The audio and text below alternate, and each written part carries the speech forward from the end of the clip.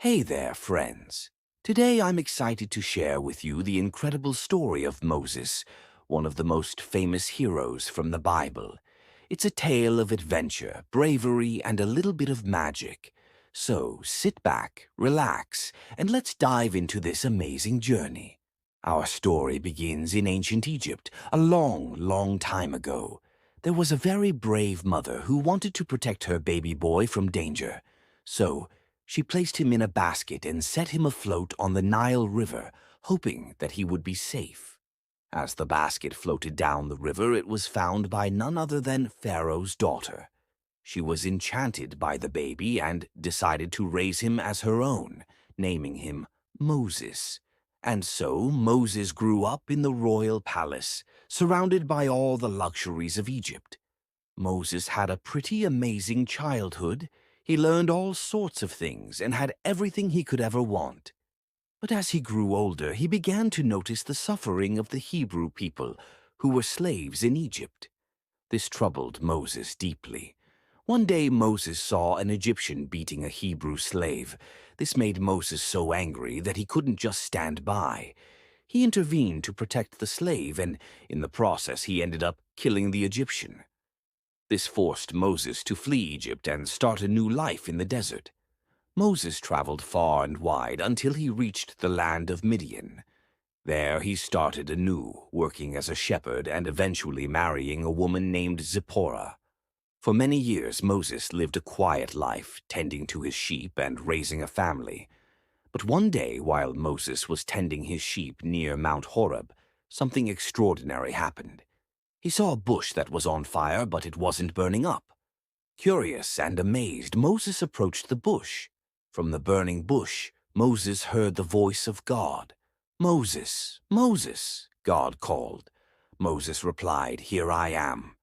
God told Moses that he had seen the suffering of the Hebrew people and that he had chosen Moses to lead them out of slavery in Egypt. Moses was shocked. He felt unsure and said, "Who am I to do this?" But God reassured him, promising to be with him every step of the way. God even gave Moses miraculous signs to prove his power, like turning Moses' staff into a snake. With newfound courage, Moses returned to Egypt. He met with his brother Aaron, and together they went to Pharaoh to deliver God's message, "Let my people go." But Pharaoh was stubborn and refused to free the slaves. God then sent a series of 10 plagues to Egypt, each one more devastating than the last. There were frogs, locusts, darkness, and more. The final plague was the most severe. Every firstborn in Egypt died, except for the Hebrew families who marked their doors with lamb's blood, as God had instructed. Finally, after the 10th plague, Pharaoh had enough. He let the Hebrew people go. Moses led them out of Egypt, and they began their journey to the Promised Land. But their adventure was far from over. Pharaoh changed his mind and sent his army after the Hebrews.